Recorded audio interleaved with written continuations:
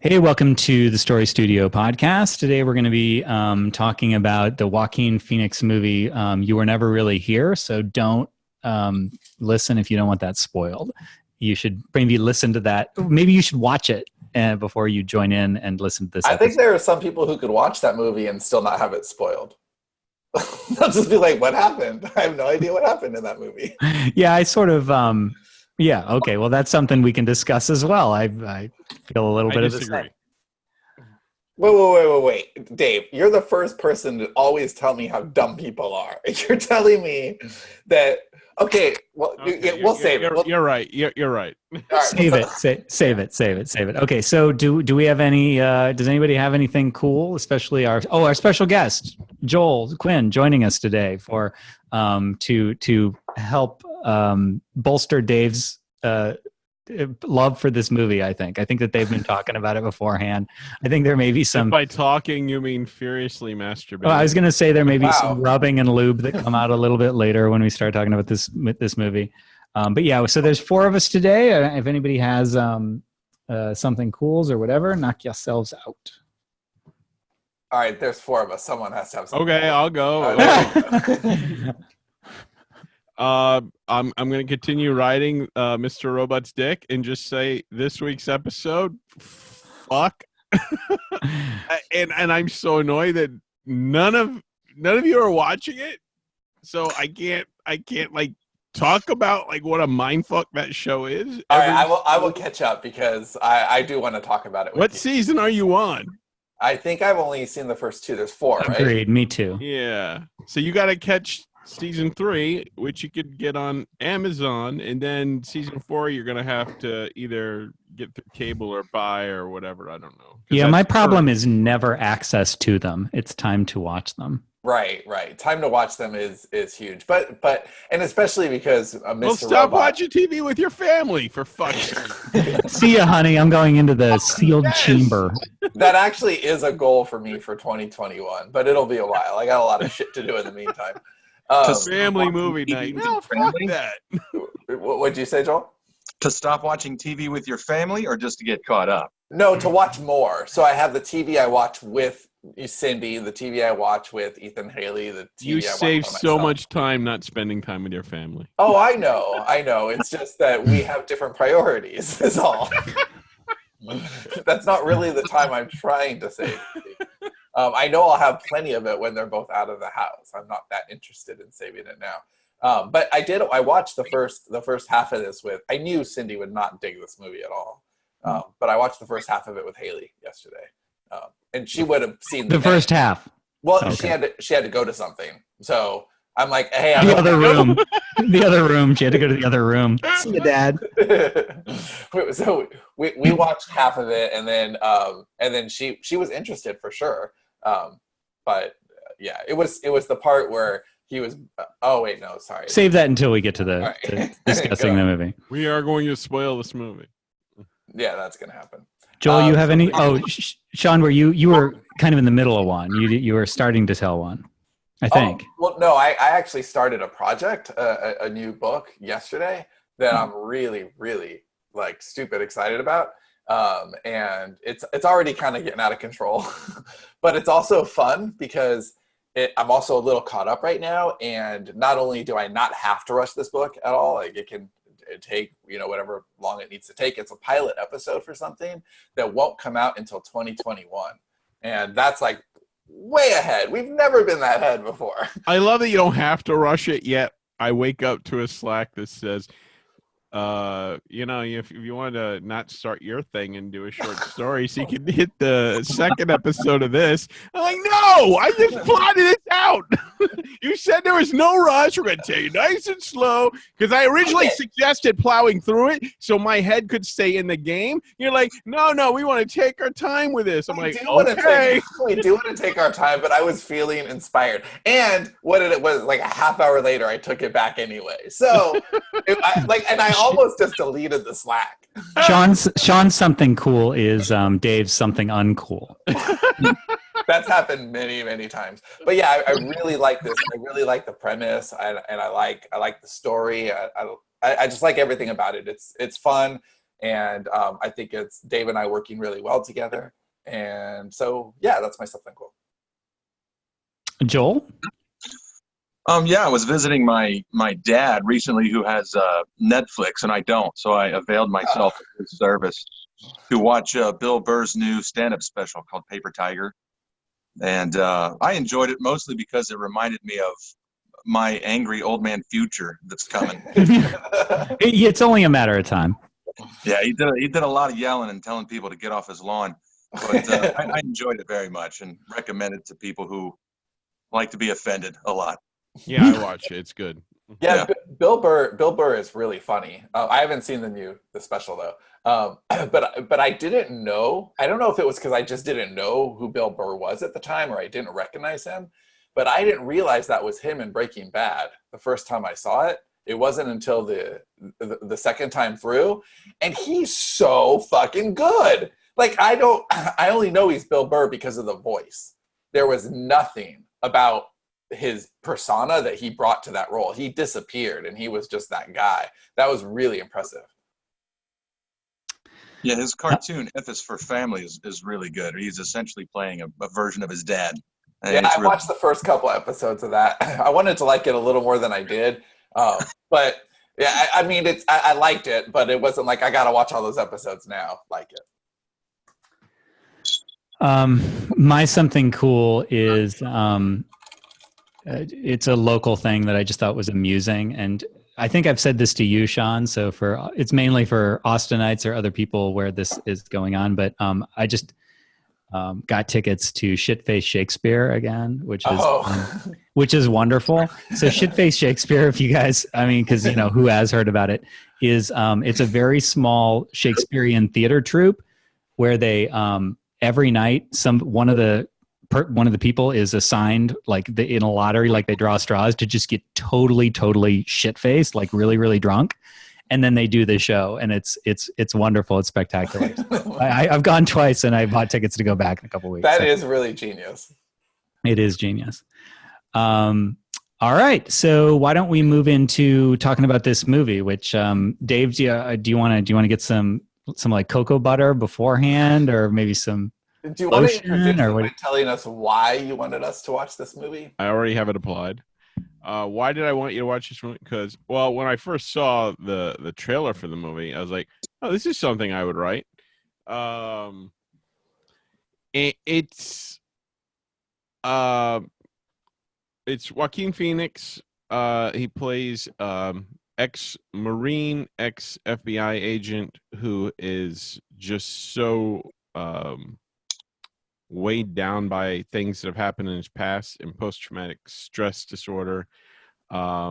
He's living alone. Well, not alone. He's living with his mother, but virtually alone.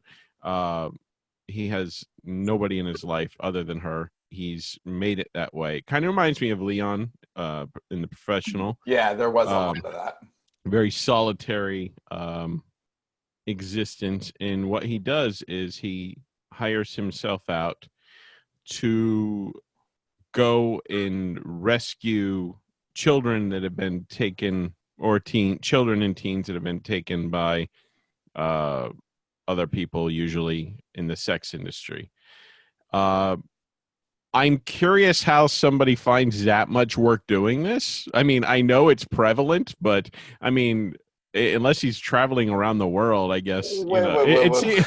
This is Dave saying this? Well, I mean, other people I would have thought you just go outside and aren't like 3 out of 4 people. Well, no. Not just finding people, but also finding people that have the money to pay you to do this job specifically. Does it sound like Dave is intellectually curious, or like maybe he's poking around for job opportunities? I'm going to get into this line of business. After I'm done writing, I'm going to walk around with a hammer and rescue people. Dude, there was a good, the first half hour of the movie, I wasn't sure if there had been, I don't know, there was a documentary about Dave after you lost 100 pounds. I just okay, so you're stealing my joke, because I think I said something to Sean, and I said there's clearly a target demographic for this movie, and it's tall, intimidating-looking guys with salt and pepper beards who I would not be surprised at all are secretly doing this on the side right now. That's why it didn't make any money. My comment to Sean was, Everything you need to psychoanalyze Dave is in this movie. Oh yeah, this was a Dave fetish film. That's why I'm like, he tricked us into watching his diary. And the person that Dave brings on to substantiate himself is Joel, who is also kind of Joaquin Phoenix before he dyed the gray out of his beard. Like, you guys are, if you averaged you guys, you're Joaquin Phoenix pretty much. We've killed fewer people between us, but yeah, we are. Well, specifically the ball peen hammer, or I just meant between us. Okay. Literally between us, we get together. Yeah. Chest bump. Didn't you feel like if we had a contest, right? It was like the Sterling and Stone Dave fanfic contest, and we had somebody write Dave fanfic. This would be like a really good example of somebody writing Dave fanfic, right? First off, I would win that contest. Oh my God, I want you to write Dave fanfic. There's a child in jeopardy. There's vengeance. It's like somebody stole all of Dave's stories. Corrupt politicians involved in it. You know, it's funny how we're obviously joking about this because the opening of that movie is actually very ambiguous. If you didn't know anything about the movie, you would not immediately know if he had just performed, righteous vengeance, or if he had been the one to commit the crime himself. It was very odd the way it opened. So yeah, because he's like burning a photo of a girl that he just rescued. Yeah. There was a lot about this movie that I found a little ambiguous. But isn't that the point? Like, ambiguity was like it was. This was one of the leanest movies that I can imagine seeing ever. There was more that happened off the screen than on the screen. And so you were constantly having to fill in the blanks. That was part of the requirement of watching the movie. Well, clearly, Dave and Joel dug this movie. But Sean, it sounded like you were a little less interested when we started out. What was your impression? Oh no, I wasn't. I thought you liked Lynne Ramsay. Yeah, no. I what else? What else did they make? We need to talk about Kevin movie. Yeah. Oh, I did like that. Yeah, I like that a lot. Ratcatcher. I forget the other movie. I haven't seen that. Lots of dark fucking movies. So. Yeah, no. I actually, when it ended, which is funny because Cindy came in and sits down. Like, there were two parts during the movie, and she's like, "Well, clear," because this isn't a movie I would have picked for her anyway. She sits down right at the end where he's at the diner. Just before she goes to the bathroom. So she sits down, that happens, and then she goes, "Well, this isn't my movie." And she got up and walked away. Did she turn to you and say, "Dave"? And then, so, yeah, that happened. You should have told her Dave and I decided to start recording our story meetings. I'm the little girl. It's a reenactment. You had people cast for each of you. I'm just the waitress with a splash of blood on my face, dropping the check before walking away. Been there, done that. No, what she said, "How did you like it?" And I said, "Actually, it might be a masterpiece, but it's also, So I would consider a movie like A Quiet Place a masterpiece also. But I can watch The Quiet Place over and over and over. I don't know that I would watch this over and over. Like, I don't. Oh, you need some time. Yeah. I don't subtract from its brilliance at all because everything it did was just about perfect. But did I enjoy it in the same way I enjoyed like the last few masterpieces I've seen? And I knew it was going to be really good too because it was 3 stars, right? And you look at a lot of 3-star movies, and those are the masterpieces. Those are like movies I love, like Magnolia, are always 3 stars, right? You've got people who just love them. The Fountain is going to be 3 stars. Without looking at it, I'm sure it's 3 stars. Upstream Color. Upstream Color. You guys have just named a bunch of movies that I'm kind of 3 stars about. Right. You don't like Magnolia? No, I thought Magnolia was a solid 3-star movie. Yeah. Oh my God! Right. So you have that's our next episode. You have people who love it or hate it, right? So like I get that, and I didn't love it or hate it. I thought it was 3 stars. Well, you're the weird one. I think those movies are movies that people tend to love or hate. And I think this was a good example.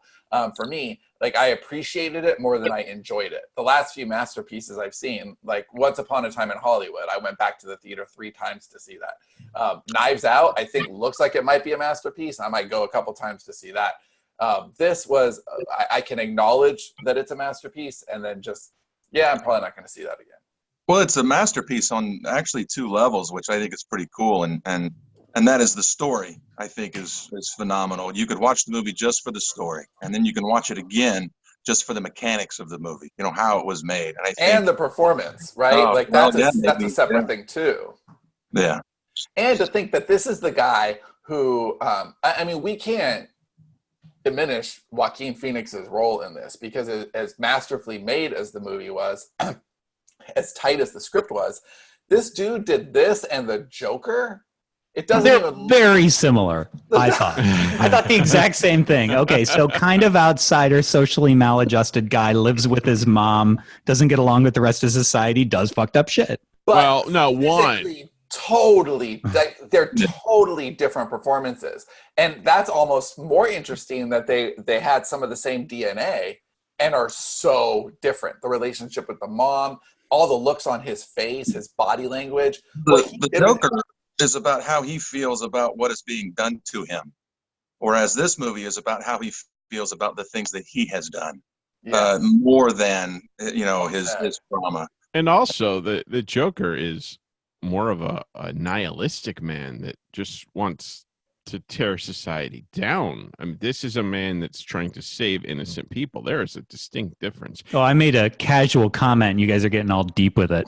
So just forget it. Just go back in time. Just remove that mention. I won't make that casual reference. Yeah, I mean, I think that his what he did with physicality in both of these films, it shows you, because they're so close together, what a really tremendous actor he is. I mean, he always has been. Do you remember his first role ever in Parenthood, where he was the little kid with the porn? No. No? Yeah. He was in Parenthood, and Keanu Reeves had to, like, mentor him, because he was just like, okay, no. The Steve Martin movie? Yes. He's the 12-year-old boy in that movie. Yeah, I didn't see that. Okay, To Die For. I did see it, I just don't remember. Did you see To Die For with Nicole Kidman? I'm sure I did. I don't remember it, though. Super good. He's 15 years old, and Nicole Kidman talks him into murdering her husband. Is that his real age or his age in the movie? Because he looked older than 15 to me. No. That's his age in the movie. Okay. He's probably 20, maybe. Yeah. But he's a great actor. He's always been a great actor. He is a great actor. I really do like him. Watching him inhabit this guy, Joe, with, like, his silence. Like, there was something so threatening about his physical presence, just standing there, the way he loomed into a scene.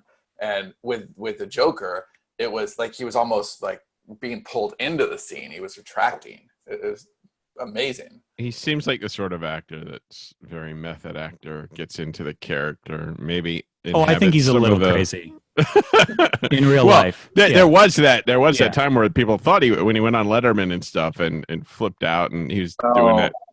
He was the rapper. Yeah.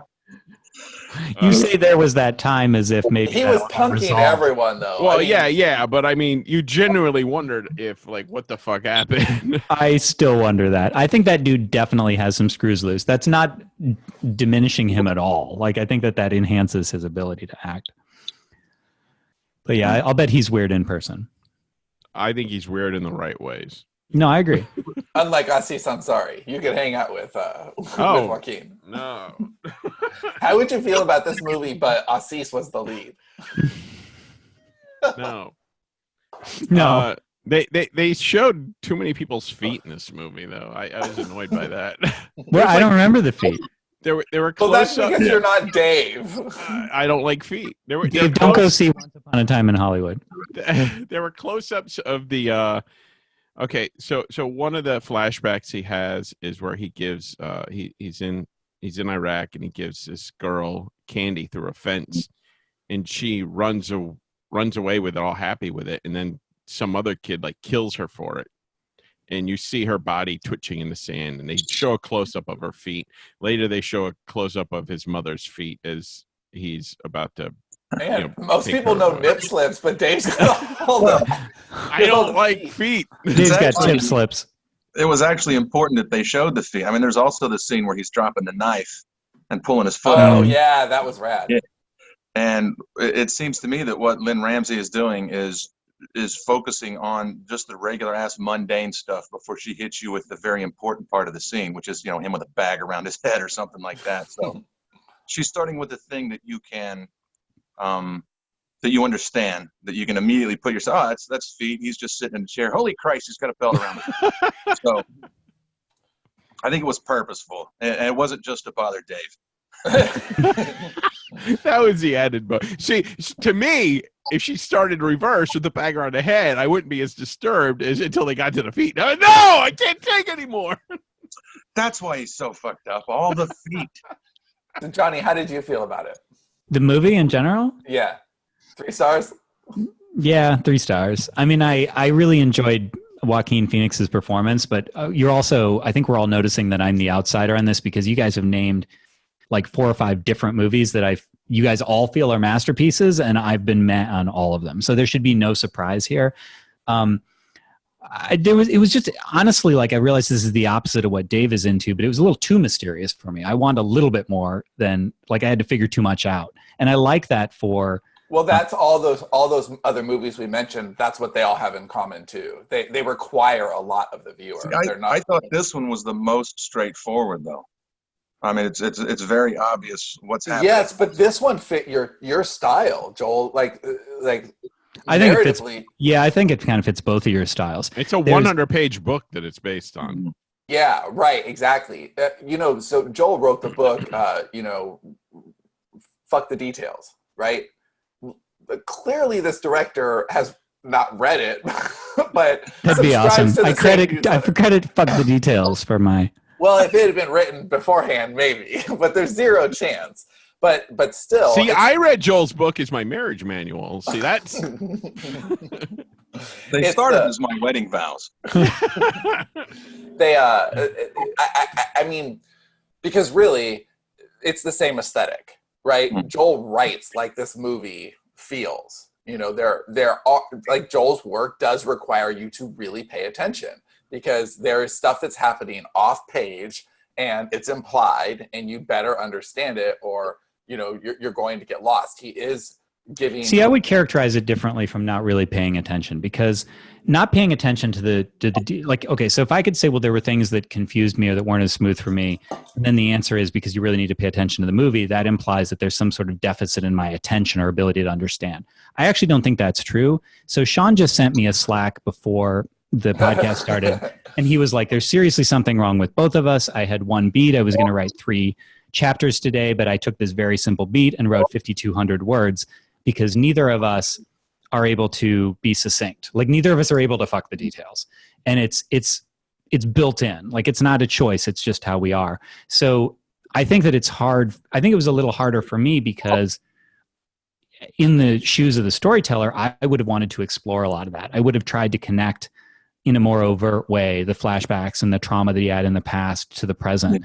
Whereas you guys kind of like the mystery box. Right? Like, this is a 90-minute film. Right. But in 3 hours, it wouldn't have been wasted. I mean, you have this portrayal of a traumatized person, and then you have the shitty Joker with the word damage tattooed on his forehead. Oh my God. I mean, you guys sit in the middle of that. Like, you want to explain some stuff in an intelligent way, but you don't want, I mean, if Joe had PTSD tattooed on his face, be like, fuck this.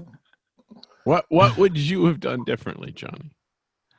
I would have looked for a little bit more in all of the. I kept waiting for the flashbacks to resolve. So, like, on one, like, I'm intelligent enough to understand what happened. Like, I get that he was a soldier. Tighter connective tissue. I would have wanted tighter connective tissue. All those flashbacks with, like, him with a bag over his head and abuse and trauma.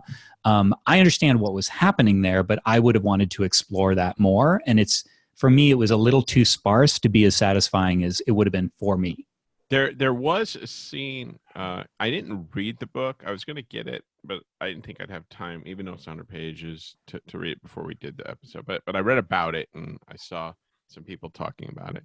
And there was a scene in the book where I forget what happens, but they actually use the title "You Were Never Really Here." So, Have you read the book, Joel? Yes, I have. did you like it? I did.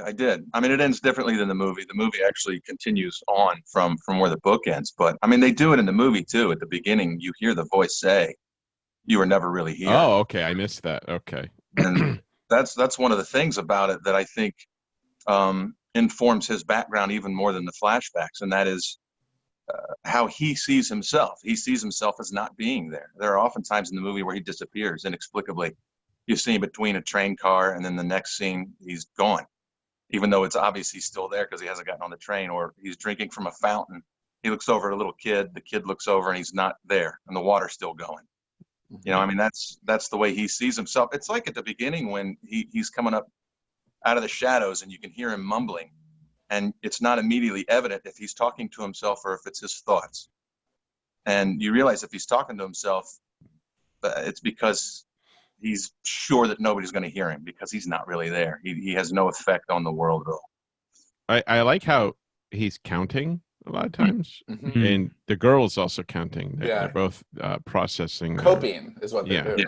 See, now that's actually a perfect example because I get that that's kind of a mystery and we understand the purpose. It's a coping mechanism. It's a maybe a recentering sort of a thing. Like I get that, but I wanted to know more about that. So that's actually a perfect example. When she was counting and then he was counting, I was like, oh, okay, what's the connection? What's the reason? I figured it was something that happened with trauma in his backstory. I just didn't get a lot of the answers that I wanted. I think that's what bugged me a little bit. Now, one of I think the movie ends better than the book. From what I heard, the book he doesn't go to get the girl, and wait, that's a fundamentally different story. It's an open cliffhanger, and the governor he kills the guy, the girl's father, Vado. Pushes him off the roof. So there's going to be a sequel. He actually, the writer, Jonathan Ames, he said he envisions this as a series. So, and the sequel will pick up a few hours after the book, and it will be different than the movie, he said. I like how the movie is. I like that he goes to rescue her. I don't think I would have liked the movie nearly as much if it ended the same as the book. See, I didn't love the father's betrayal, that turnabout, because in the first scene, like I really empathized with him. He's like, I want you to hurt them. Like that was a really powerful scene. And then later when you feel that you figure out that he rescues him kind of to no avail because the father was a piece of shit to begin with. It's just like, I don't know, it robbed that of its validity. It robbed of its emotional impact because it was like, go hurt these people, but meanwhile hurt me too because I'm a fucker as well. Well, I think in this story, the guy was kind of forced into trading his girl away for sex with this politician. Oh, well, that would help. Or backed into it. I don't know. And then if you explained I felt like okay, he was backed into it. Right. Like, but yeah. See, so like, okay, well, there was a reason for that. And then it went too far. And that's where he like got genuinely like, okay, I went too far. You need to save her now. I don't know. Just some of those missing pieces for me robbed me of a little bit. Yeah, one of the reasons he wanted them to be punished was not for what they did to his daughter, but for what they did to him. Correct. Yeah. See, for me, it's an and, not an or. Like, I like all kinds of storytelling, and this is a very specific kind of storytelling. It does require a lot from the viewer, but it's not even a matter of paying attention. It's I just admire the restraint it takes, because it's easy to say everything. It's easy to say too much. It's hard to say less and know exactly what you can put in and what not. I mean, I did have some questions, and maybe you guys can fill this in, because one thing I didn't understand, he's walking through the house, and there's all these bodies, and then he finds the governor, open throat. You see her sitting at the table with the straight razor. So are we supposed to believe she took all those people down? Or my understanding was that he did it. He killed them. She only killed the governor. Yes. Okay. All right, I believe that. And that's why he broke down too, because at the beginning, he feels like he's not really there. The only person he's present with is his mother. It's the only purpose he has, is being there with her. And of course, we are talking major spoilers. They kill her. Now he's lost his purpose again. And so he's going to go save this girl, only to have her essentially save herself. Now he's useless again. He breaks down because he couldn't save her from the thing that like she had to do it herself. Now he's useless again. I think I interpret it a little differently in that he's broken down because she did this thing. Like she did this thing that's going to scar her as much as the things have happened to him. Getting there to save her, absolutely, yeah. Yeah. So, what about the end? We've already spoiled enough of it, so I guess we can talk about that. Well, there's no reason to. We can't do it without spoiling it. Yeah. So, who wants to talk about what happens at the end before we talk about what happens at the end? I'll go. I'll do it because I loved it. I thought it was a very fitting end, and that is they're at the diner, right? And she gets up and leaves without saying anything, and so he is suddenly abandoned again.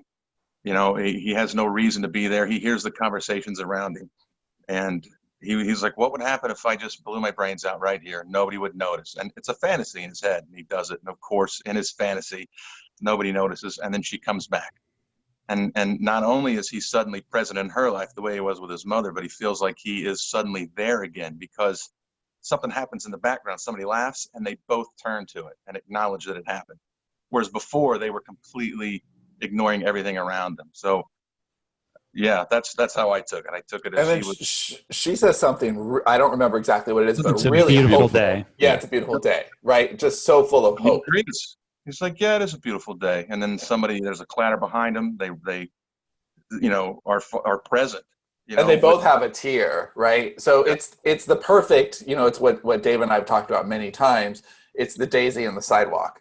You can have like the end of the world, but if you don't have a daisy growing out of the sidewalk, it's just too grim. And not only were they present in that moment, but the way he drank the milkshake seemed almost childish to me. Yeah. Like there was a return to innocence for him in a way, like where he just slurps it up. And to me, that felt like he was connecting in a way like where things might be okay. He was deferring to somebody else where she made the decision, let's go, it's a beautiful day. And he was like, all right, somebody else can lead this for a second. Yeah. Did anybody, when they first saw it, think that he actually did blow his brains out? Oh, yeah. Yeah, there's a lot of comments that say that. Yeah, the first moment, but then when nobody reacted, it was, so basically it lasted about 3 seconds. And I was like, oh, it's a fantasy. Right. Once I saw the spatter on the waitress's face, I knew it was a fantasy. But when he first pulled the trigger, I'm like, well, that just happened. Yeah, he pulled the trigger and then nobody turned their heads. Well, I think Dave would have ended it like that. Like, no, Dave I wouldn't have been like, all right, there you go. No, I wouldn't have. I will tell you. Go ahead, Joel.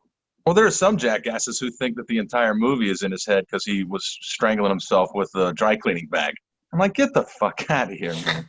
Yeah, so, that's it's not that lean. So when I first saw the previews for this movie, I thought of, you masturbated. Yes. Now I thought of two different ways it could go. The direct way, which I feel that this did go, and the other way, because of the title, You Were Never Really Here.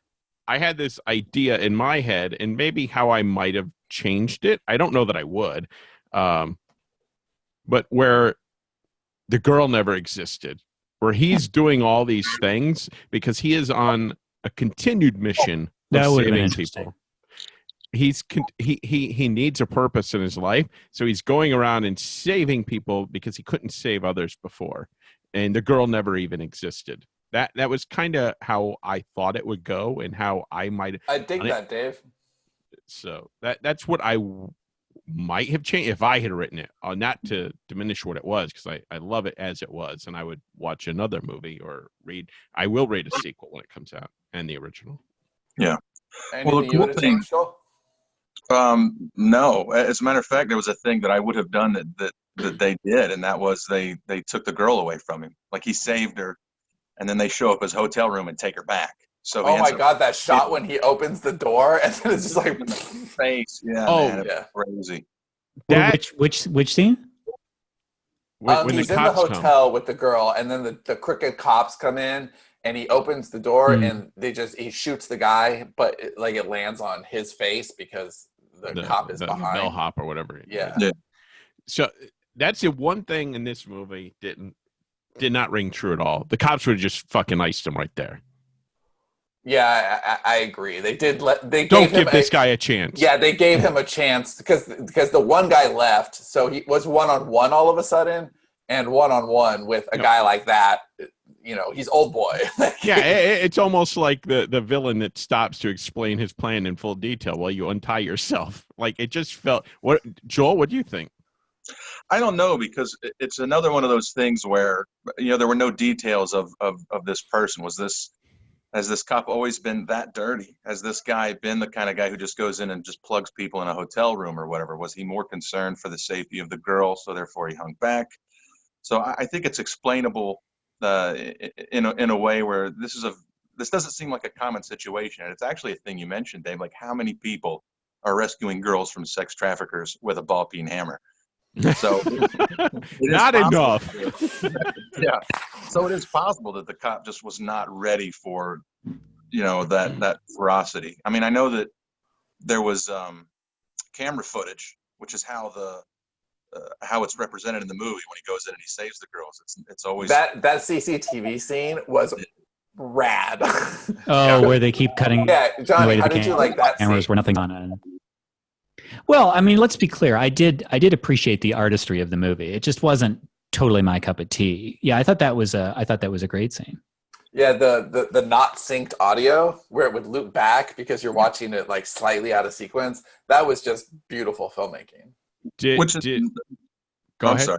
No, well, you go. It's another way that they represent suicidal ideation and PTSD and mental trauma very, very realistically, and that is everything that he cares about is seen from his perspective. So when he goes into this place and he kills all these dudes to save the girls, it's all from somebody else's perspective, from the cameras or something like that. It's not until he actually picks her up and takes her out that it's finally back in his head, which is another representation of how he's not really there, because all the things that that matters to us, he doesn't give a shit about.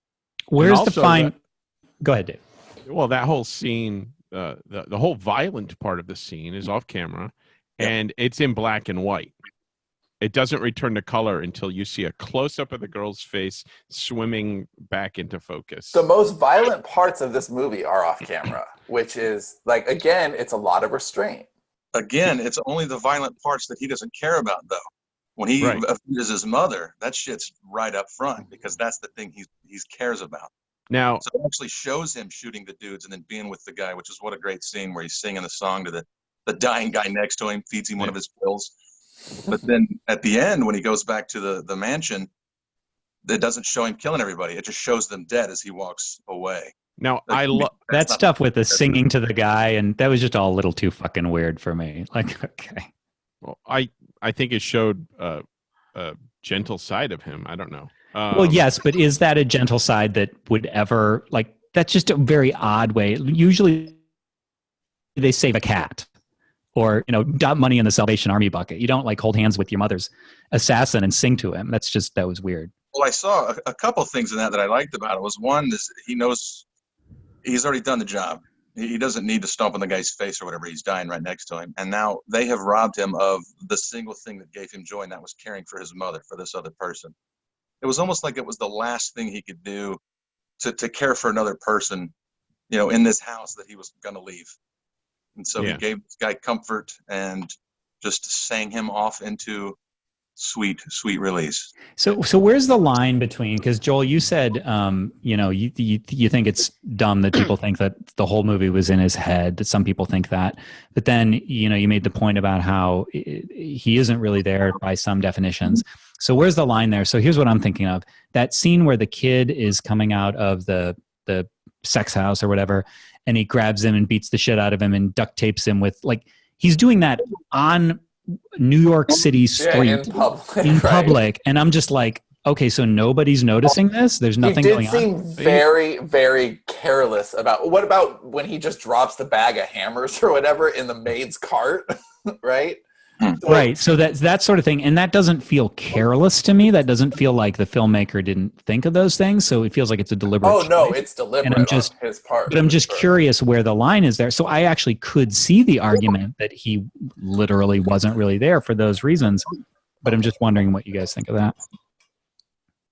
I think that, I mean, we have this house in what appears to be a decent neighborhood, or at least, you know, a neighborhood that people are present in, and they're doing some really awful things in that house, and it seems like nobody noticed. Right. Little girls that are going in and out, these damaged people, the things that are happening. So it seems pretty reasonable to me that a guy could beat the shit out of another guy in a city that, one, doesn't care about people getting the shit beat out of them, and it also lets this sex den nonsense happen right across the street. So if it underscores the apathy.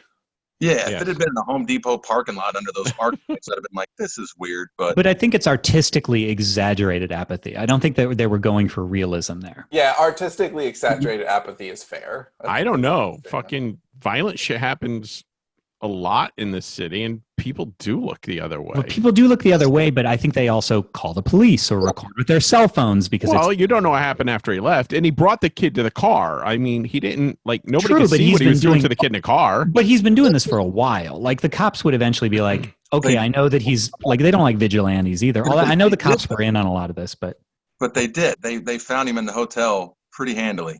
Like it was pretty as soon as he shut the door and sat down. Yeah, that's true. Somebody knocked on the door. So, well, I think they called. I think that the people, the manager, I think, was the. Well, those cops were. The cops were in on it. He called and said, "You know, I have your daughter." I thought anyway, and they went to go. Which I guess. Did you just watch it once? Who, me? Yeah. No, I saw it when it came out, and I saw it again yesterday or the day before. Have you ever done this, Dave?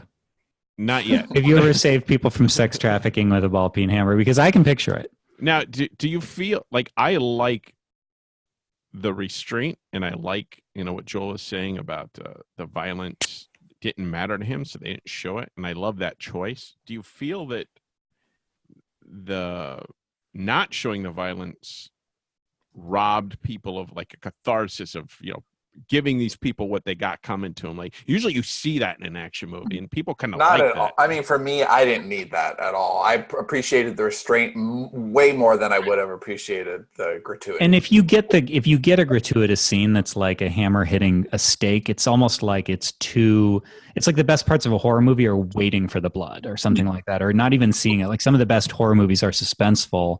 Well, it worked in Old Boy. Yeah, Reservoir Dogs works in the ear cutting scene because you don't see him cut off the ear. People think they do, but you don't actually ever see that. He never films that.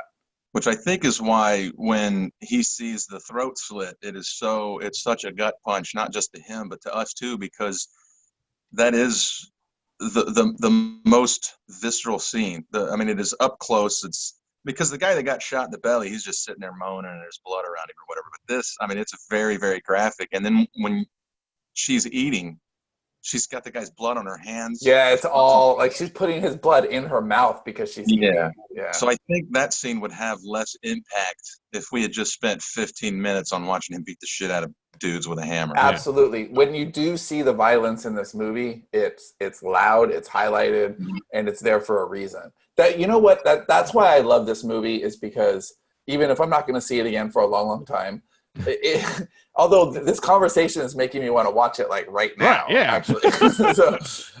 But it's not just the restraint, it's that everything was so measured and obviously important and thought about and cared about.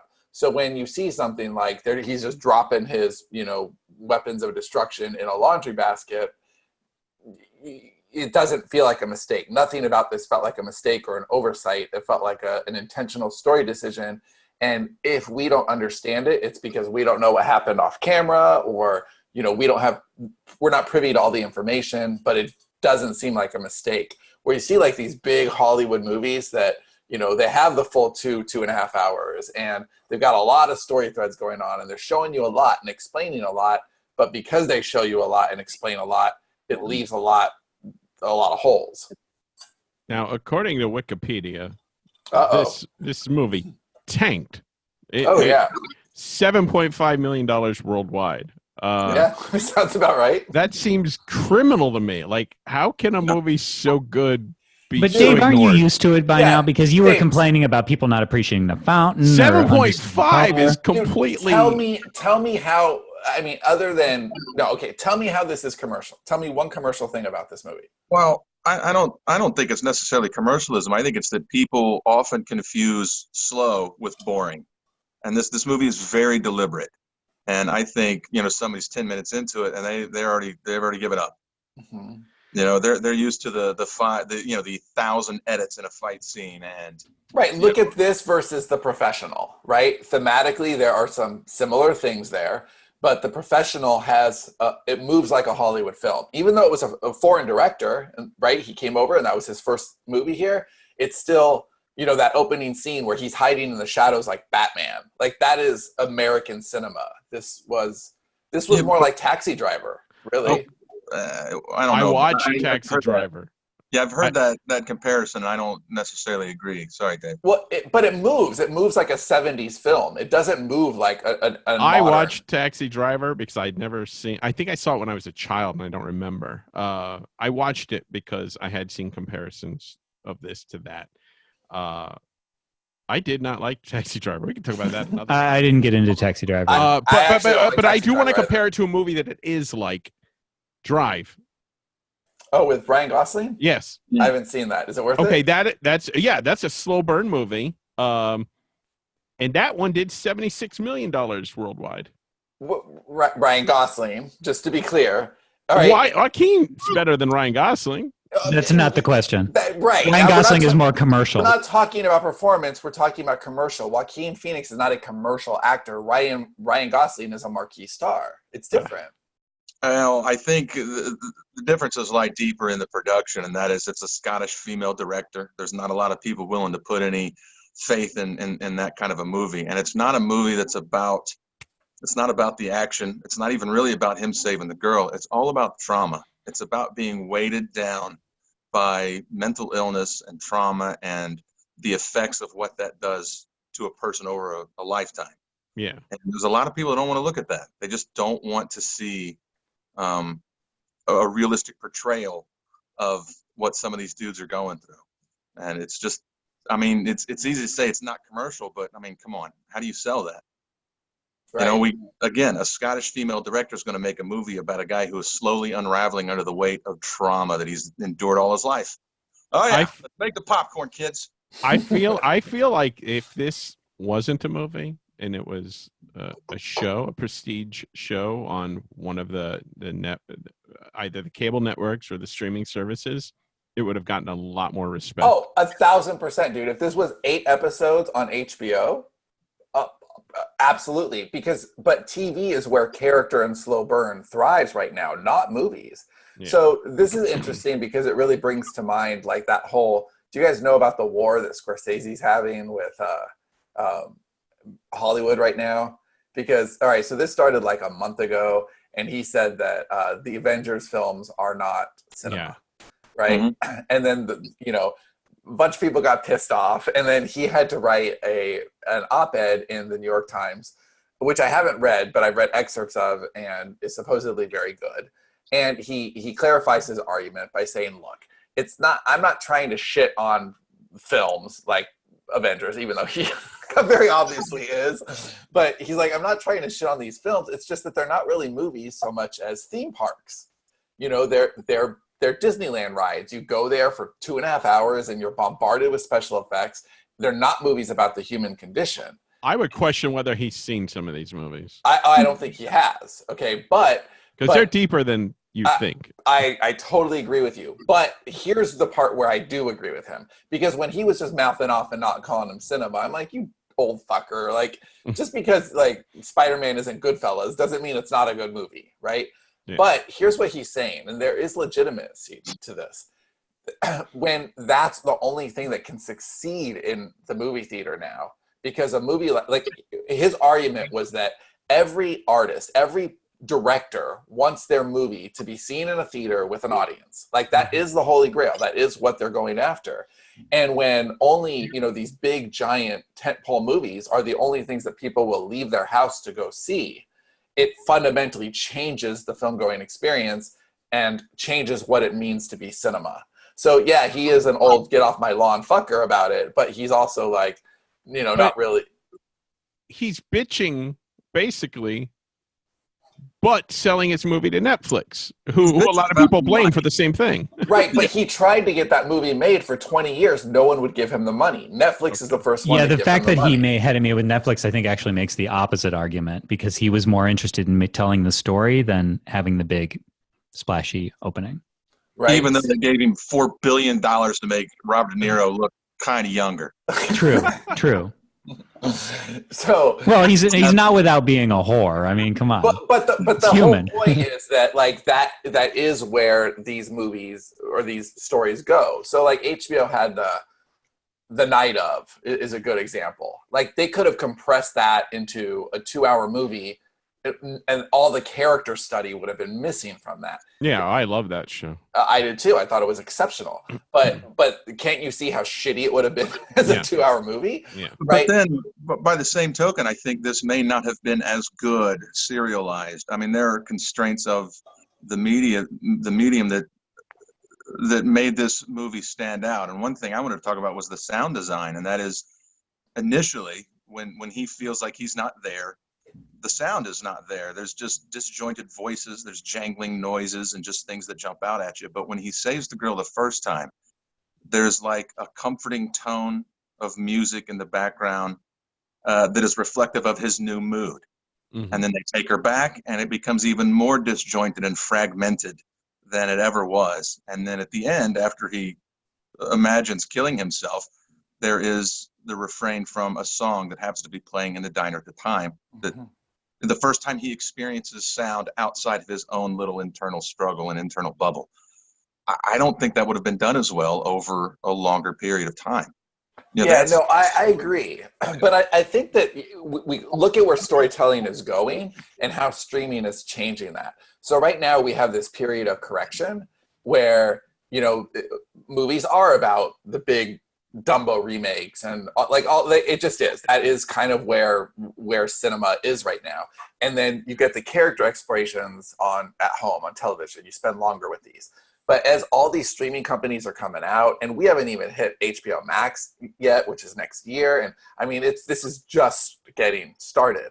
So we're going to see more niche content. A lot of movies now are being made directly for Netflix, right? This is the kind of movie that will be made just for Netflix. Why bother with a release? Actually, I think Amazon owns this one. Yeah, and it's on. But they probably bought it at a festival, right? Like Manchester by the Sea or something. I would say Cannes. I was thinking about that. I would totally repeat what you said. Why bother with a release? Because in a case of a movie like this, I don't even think it's a bummer. Like maybe it is for the filmmaker because you want to see it on the big screen, but not if that's not your expectation from the beginning, right? I think this did have a limited release, and I don't know how much of that had to do with Amazon owning it. Amazon might have bought it, and that's why. And that used to be the main way that you got exposure for a movie. Now that streaming is changing the game. Yeah, so I think you're going to find a lot of movies like this that get made in the future that are perfect little gems, and they find their perfect audience because it's going to be like that discoverability engine is going to change over the next few years. But the question is, when investors for movies and stuff see a movie like this doesn't do well, are they less likely to fund more movies like that? Or do these big streaming companies, they just, we got it, don't worry, and they'll continue to fund it? I feel like a streaming company it's a much smaller risk. Like, go ahead, as long as it makes back what they put into it. They just need enough people checking it out. But like Netflix, they know what people are watching. So like we think it's ridiculous the deals they're making with Adam Sandler, like how much money he's getting for his garbage. But Netflix is paying Adam Sandler what he's worth, right? Yeah, they're doing well. But if it's a movie that's being consumed differently than traditional movies, then we can't really hold it up to the same standards of success, can we? Just because it made a certain amount of money. No, we very much can't. Yeah, and actually maybe this is a good maybe this is a good thing to wrap up on. I mean, I'm going to speak from my personal experience, but I think it's probably applicable to just art in general. Is I feel like if we do this again, so you give me an upstream color or a you were never really here or anything like that, I almost feel like you guys need to couch it for me. Okay, it's an artistic, it's going to be a little weird. It's about I did do that with upstream color. I said it's almost unwatchable. Yeah, I mean, but I guess I don't remember it that way or something, because I am capable of appreciating something for what it is, but I committed the same sin that I know, Sean, we've talked about a few times. Sean, you said you did it with Matrix movies. I was looking for a different movie. So I think if I went in and I'm like, okay, I know what this movie is, it's going to be a little bit weird. Yeah, that's actually why I want to watch it again now after this conversation. Well, interestingly, I'm actually a little curious to watch it again now too, because I think that with a certain when you enter into a movie, you need to have the right mind frame, which is actually a really good. But I don't want to fluff you though. I want you to experience this as you would to get a true reaction versus me setting it up and framing it. But I don't think it's an untrue reaction. Yes, but Johnny's a different beast. Like that's it too. He's going to get more out of the experience if you front load him. Yeah. Yeah, my repeat viewings of I actually really enjoy a movie that makes me scratch my head. Okay, so Mulholland Drive is a great example. I really enjoy Mulholland Drive. I haven't seen that, so don't spoil it. It's fucking weird, Dave. You okay, can't ruin Mulholland Drive. That's you can't. So I'm giving you this. It's way weirder than this. I know. Movie. It's David Lynch. It's David Lynch. It's fucked up. It's strange. And David Lynch will not explain his movies. He's like, what does this mean? It's my favorite David Lynch, I think. Right. What does this mean? Fuck you. Here's what it means. You figure it out. So like, I watched Mulholland Drive. I was like, I think I liked that. It was really weird. I think I liked it. And then I read a bunch of stuff about it and I thought about it and I went back and I was like, oh, okay, that's actually kind of cool. And then I watched it again. And so Sean's right. I think I am a strange beast in this way. Like if I'm pre sort of, my expectations are set in that specific way, I do think I'm capable of not understanding. I think I understood this movie. I'm capable of it's a different level of appreciation. Next week is House of Leaves, the movie. Well, they were supposedly doing something with it. No, they're adapting that for television, not film. Although that's going to be super interesting too. I don't want to get off on this because it's been over an hour, but Dave sent us the pilot's, was it the pilot script or information about that? I don't remember. Shocking.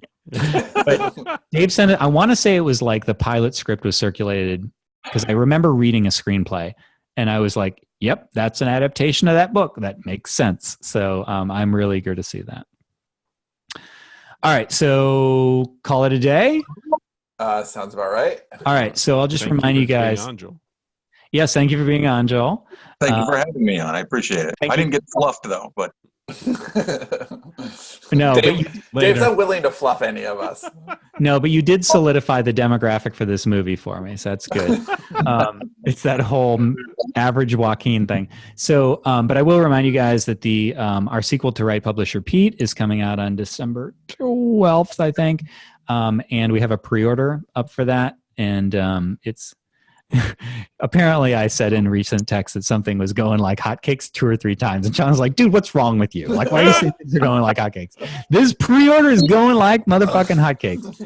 So it's at sterlingandstone.net/thefictionformula. I'm actually going to start recording the audiobook on that soon, which should be pretty cool. There will not be audio at launch, but I'm doing it. Joel, you want to go hammer shopping soon? I do very much.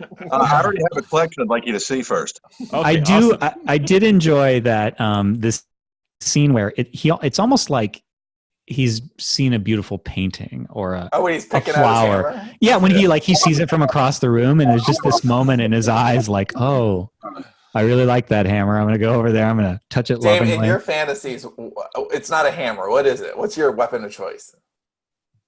A hammer or machete would do for me. Machete. I could see machete. I think that somebody attached a brain wave machine to Dave's head while he was sleeping and just transcribed the dream. I swear it seemed like Dave fanfic. Well, you need a gun for far away and stuff. So yeah, but up close or a knife. I don't know. I'm not going to discuss my murderous methods with you. Right. They might be triangulating me. All right. So thank you, Joel, for being on. Thanks, everybody, for listening. It's been fun. And I'll probably go watch it again just because now I got the new. Yeah, me I want to too. watch this. I want to watch Mulholland Drive again too, since I I have to started. wait for the next time I travel. I'm not watching this one with Cindy. Right. All right. So thanks, guys, and we'll see you on the next episode. Story Studio. Bye bye. Adios. Bye.